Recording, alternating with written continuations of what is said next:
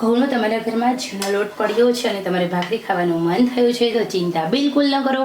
મને પણ આજે સવારે નાસ્તામાં ગરમા ગરમ ભાખરી ખાવાનું મન થયું અને મેં ઝીણા લોટમાંથી જ બનાવી લીધી એકદમ સરસ મજાની ક્રિસ્પી ભાખરી.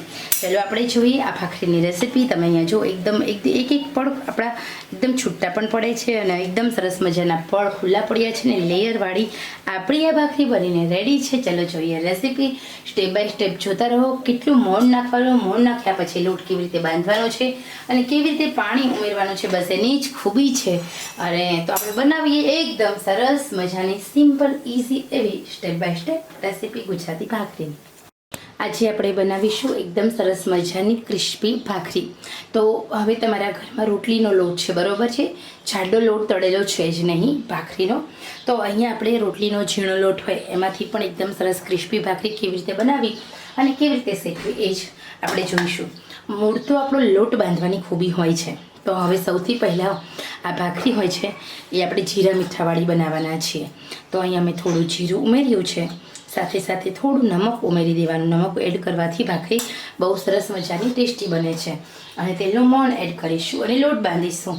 તો લોટ બાંધવાની જ ખૂબી છે. તમે જો આવી રીતે અહીંયા હું બનાવું છું ને ભાખરી, એવી રીતે તમે લોટ બાંધશો ને એટલે તમારી ભાખરી છે ને એ અંદરથી બહુ સરસ મજાની બને છે. હવે અહીંયા આપણે કશું જ કરીશું નહીં. વચ્ચે ખાડો પાડી દીધો મેં, એમાં તેલ ઉમેરવાનું છે. તો આપણે તેલનું મોણ દઈશું. તમે ઘીનું પણ મોણ આપી શકો છો. આ મોણ આપણે લેવાનું મુઠ્ઠીભર, એટલે આપણે જે ભાખરીનો લોટ બાંધીએ ને એ બહુ સરસ બને. આ મોણ એડ કરવાનું. મોણ એડ કર્યા પછી આપણો હાથની મદદ વડે સૌથી પહેલી જાડો લોટ હોય કે ઝીણો લોટ હોય, તમે ભાખરી જ બનાવો છો તો લોટ તમારો કોરો રહેવો ન જોઈએ. જો લોટ કોરો રહેશે તો તમારી ભાખરી ઢીલી પડી જશે અને ભાખરી થોડી અમથી ચીકાશવાળી પણ લાગશે. તો અહીંયા તમારી ભાખરી બિસ્કિટ જેવી એકદમ ક્રિસ્પી અને બહારથી અને અંદરથી જેવી બહાર કડક દેખાય એવી જ અંદરથી ક્રિસ્પી રહે. તો એના માટેની પહેલી ટિપ્સ, તમારો જે ભાખરીનો લોટ છે એને મોણ દીધા પછી સરસ રીતે આવી રીતે મસળો. જેવી રીતે પાણી નાખીને તમે લોટ બાંધતા હોય એ જ રીતે તેલ ઉમેરી અને લોટને આવી રીતે મસળવાનો છે. ટૂંકમાં સહેજ પણ લોટ કોરો રહેવો ન જોઈએ. તો ઓછા મોણમાં પણ તમારી ભાખરી ઝીણો લોટ હોય કે જાડો લોટ હોય ક્રિસ્પી જ બને છે. ઓકે, હવે અહીંયા મેં સરસ રીતે 1 મિનિટ સુધી આવી રીતે મારા ઝીણા લોટની આ ભાખરી છે પણ બને છે બહુ સરસ. હું વખાણ નથી કરતી, પરંતુ હા, તમે એકવાર આવી રીતે બનાવશો પછી તમને પણ તમારી ભાખરીમાં મીઠાશ લાગશે. કહેશો કે નહીં, તૃપ્તિબેનની વાત 100% સાચી છે.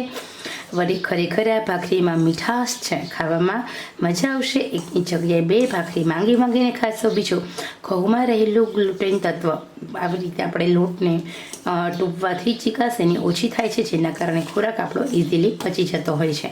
તો અહીંયા તમે જો લોટ આખો સરસ મજાનો મારો મોણવાળો બની ગયો છે. તો હવે આપણે પાણી એડ કરવાનું, પરંતુ થોડું પાણી ઉમેરતા જવાનું. અને જેવી રીતે આપણે હાથ વડે આવી રીતે તેલ ઉમેર્યું અને લોટને મિક્સ કર્યો એવી જ રીતે આ લોટને પણ આપણે મિક્સ કરતા જઈશું પાણી નાખીને. બરોબર. હવે ફરી પાછું થોડું પાણી એડ કરવાનું, થોડું પાણી ઉમેરતા જવાનું છે અને આવી રીતે બધા લોટને હાથ વડે પાણીવાળું મિક્સ કરતા જવાથી લોટ છે ને એકદમ સરસ મજાનો ફૂલાય છે. લોટની અંદર રહેલું ગ્લુટેન તત્વ ઓછું થાય છે. જેમ તમે લોટને વધારે સારી રીતે ટૂંકો છો એમ. તો હવે અહીંયા તમે લાડવા બનાવતા હોય, લાડવાનો મુઠિયાનો લોટ બાંધતા હોય કે ભાખરીનો હોય, આ જ રીતે બાંધવાનું છે. તમે દૂધમાં પણ લોટ બાંધી શકો છો. બહુ સરસ મજાનું લાગે છે. દૂધમાં પણ તમે ભાખરીનો લોટ બનાવો તો એ તમારી સ્વામિનારાયણ ભાખરી બની જશે. તો સાધુ સંતોની જે ભાખરી હોય ને એનું ઘીનું મોણ હોય અને પાણીને બદલે દૂધમાં લોટ હોય છે. તો એવી જ રીતે આપણે આ ભાખરી અહીંયા પાણીમાં બનાવીશું. બહુ સરસ મજાની આપણી આ બનીને ભાખરી રેડી થઈ જશે.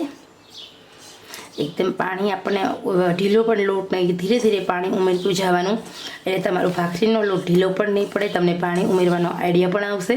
અને નવી રસોઈ શીખતી બહેનો છે જે ભાખરી બનાવે છે, પરંતુ આપણી દાદી નાની વખતના સમયની મીઠાશવાળી ભાખરી નથી બનતી.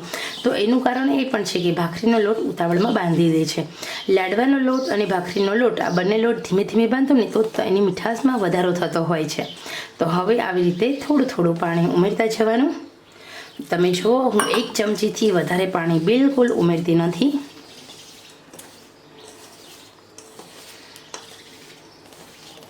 3 વાટકી લોટ હોય ને તો માંડ અડધી વાટકીથી ઉપર એટલું જ પાણી આપણે ભાખરીના લોટમાં વપરાતું હોય છે. એટલે પાણી હંમેશા ઓછું જ લેવું જ્યારે પણ તમે ભાખરીનો લોટ બાંધવો ત્યારે. તો અહીંયા હવે આપણો ભાખરીનો લોટ બંધાઈ ગયો છે. ઓકે, હવે આ લોટને આપણે ટૂંપીશું. એટલી તમારી ભાખરી. હવે આ જે પ્રોસેસ છે ને એ ફરજિયાત કરવાની.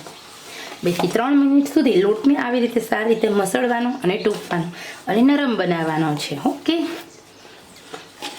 જેમ તમે લોટને વધારે ટૂંપશો એમ તમારી ભાખરી બહુ સરસ મજાની બનશે, મીઠાશવાળી બનશે અને વણવામાં પણ સરળતા રહેશે. તો એવી રીતે ન ફાવે ને તો આવી રીતે પણ લોટને ફરજિયાત ટૂંપવાનો છે.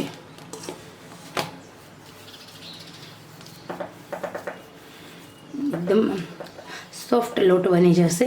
2 મિનિટ સુધી તમે આવી રીતે ટૂંપશો ને તો પછી ભાખરી હોય છે ને ઇઝીલી પચી પણ જતી હોય છે. એનું ગ્લુટેન તત્વ ઓછું થતું હોય છે અને સાથે સાથે આ ભાખરી અંદરથી અને બહારથી બહુ સરસ ક્રિસ્પી હોય છે. એની મીઠાશ અલગ હોય છે.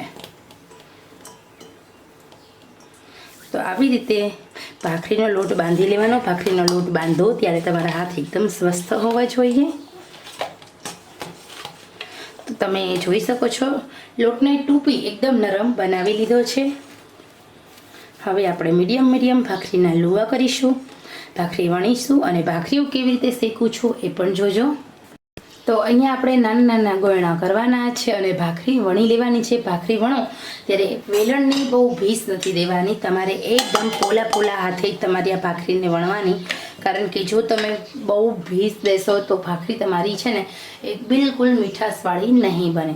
તો અહીંયા મેં ભાખરી પહેલાં તો બનાવી લીધી. હવે તૈયાર થયેલી ભાખરીને શેકીશું. તો શેકવા માટે અહીંયા આપણે ઓછા ટાઈમમાં તમારે શેકવી હોય ને તો સૌથી પહેલાં તો નાની ભાખરી કરવાની, મીડિયમ અને આવી રીતે એકસાથે 4 ભાખરી 5 ભાખરી તમે શેકી શકો છો.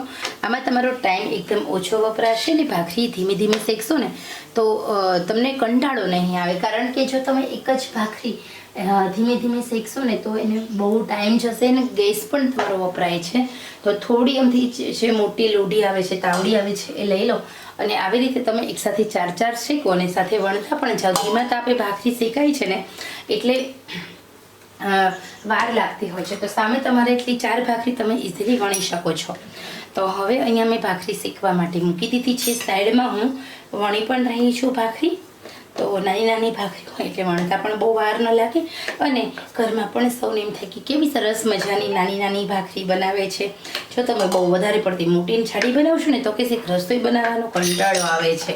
એટલે આ મોટી ને જાડી ભાખરી બનાવે છે. તો હવે અહીંયા એ બધા ટેન્શનમાંથી મુક્ત આપણે સ્માર્ટ વર્ક કરીશું. આપણે અત્યારે ગૃહિણીઓ છે વધારે સ્માર્ટ થઈ ગઈ છે. અલગ ટિપ્સ અપનાવી અને રસોઈના કામને એકદમ સહેલું અને સિમ્પલ બનાવી દીધું છે. બરોબર ને? તો અહીંયા મેં ગેસની આંચ એકદમ મીડિયમ રાખી છે. ભાખરી હંમેશા તમે ધીમા આંચે શેકો તો એ બહુ સરસ મજાની બનતી હોય છે. અંદરથી સોફ્ટ, પોચી અને ક્રિસ્પી. તો અહીંયા આપણે ધીમા આંચે જ ભાખરીને શેકવાની છે. તો આપણે ફેરવી લઈશું ભાખરી. તમે જોઈ શકો છો આપણી ભાખરી શેકાઈ રહી છે. ગેસની આંચ થોડી આપણે ફૂલ કરીશું. અત્યારે થોડીક ફૂલ થોડી ધીમી એવી કરતા જ જવાનું ભાખરીમાં. તો એટલે વધારે પડતી લોઢી ઠંડી પણ ન થઈ જાય, નહીંતર આપણી ભાખરી ચવડ થઈ જશે. તો હવે આપણે આ ભાખરીમાં ઘી અથવા તેલથી શેકવાની છે. ઓકે, તો અહીંયા મેં થોડું તમે જોજો 2 ટીપાઈને એક ટીપું લઈને હું તેલનો ઉપયોગ કરું છું. તમે ઘીનો ઉપયોગ શેકવા માટે કરવી હોય તો કરવાનો. ઓકે, તો હવે આપણે ભાખરીને શેકી લઈએ. બંને બાજુ આપણે થોડું તેલ મૂકવાનું રહેશે. આમ કરવાથી આપણી જે ભાખરી હોય છે તે બહુ સરસ મજાની બને છે, ક્રિસ્પી અને ખાવામાં મજા આવે છે. કોરી બિલકુલ લાગતી નથી.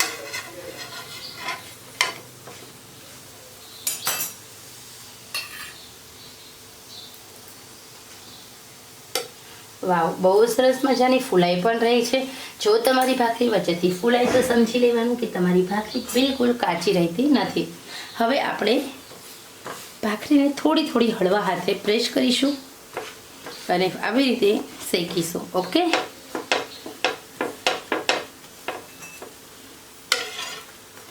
તો બંને બાજુ આપણે આછી ગુલાબી ભાખરી ન થાય ત્યાં સુધી આપણે શેકવાની રહેશે. આમ કરવાથી ભાખરી આપણી કાચી નથી રહેતી અને બહુ સરસ મજાની શેકાય છે.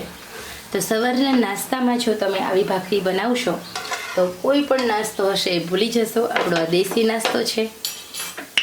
તો ખરેખર મિત્રો બહુ સરસ મજાની અહીંયા મેં ભાખરી બનાવી દીધી છે. આવી જ રીતે આપણે બધી ભાખરીને બનાવી લેવાની છે.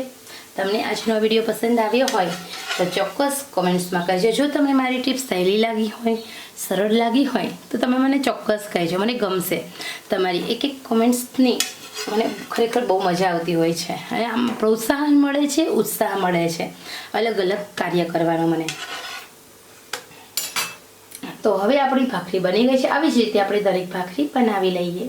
તો અહીંયા એકદમ સરસ મજાની ભાખરી બનીને રેડી છે. આપણે સરસ મજાની ગુજરાતી ક્રિસ્પી ભાખરી. આવી રીતે તમે ચોક્કસ ભાખરી બનાવજો. ઝીણા લોટમાંથી પણ અહીંયા બહુ સરસ મજાની આ ક્રિસ્પી ભાખરી બનીને રેડી થઈ ગઈ છે. આપણે જોઈએ તો વાવ, એકદમ મસ્ત ક્રિસ્પી, અંદરથી લેયર પણ પડે છે. એવું નથી કે જાડા લોટમાંથી જ આપણે ભાખરી બનાવી શકીએ. જો તમે થોડું ધ્યાન રાખો ને તો ઝીણા લોટમાંથી પણ જાડા લોટ કરતાં પણ વધારે મીઠી અને વધારે સરસ એવી ભાખરી બની શકે છે. તો ખરેખર આપ સૌને આ રેસીપી પસંદ આવી હોય ને તો લાઈક, શેર, સબસ્ક્રાઈબ દિલથી કરશો.